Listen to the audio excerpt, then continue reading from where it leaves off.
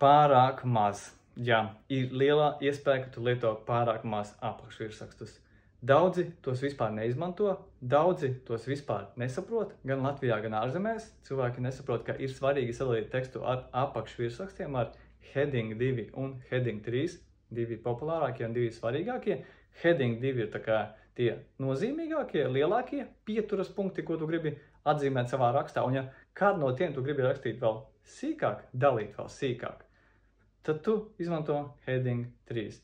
Tā ir tāda tehniska lieta, bet to ir svarīgi saprast. Un kāpēc es par to runāju? Jo, jā, daudzi tos lieto pārāk maz.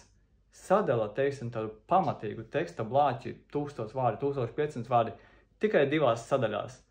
Redzi, kā ir, tas joprojām ir liels teksta blāķis. Un gan cilvēkam, gan Google sadalīt tādu 1000 ar 1500 vārdu rakstu uz 2 daļām, tas joprojām ir par daudz. Vajag paskatīties, kā to informāciju sadalīt vēl sīkāk.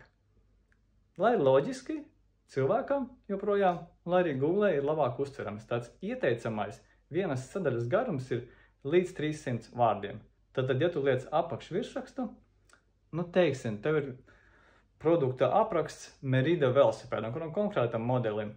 Un sākumā tev ir, teiksim, apakšsadaļa, kur ir tehniskā specifikācija.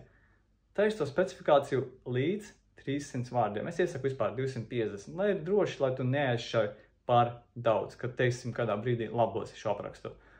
Un nākamo to informāciju, ko tu gribi likt, ja tā ir saistīta ar specifikāciju joprojām, ieliec kā apakšvirsrakstu 3 un aiziet dziļāk, tā kā sīkāk tajā konkrētajā kodā lietā. Es nezinu, teiksim, tu par tur rāmi kaut ko gribi plašāk pastāstīt. Tā tehniskā specifikācija, 250, 300 vārdi, 250 iesaku. Apakšā heading 3, apakšvirsraksts 3, virsraksts 3, un tur tikai par rāmi.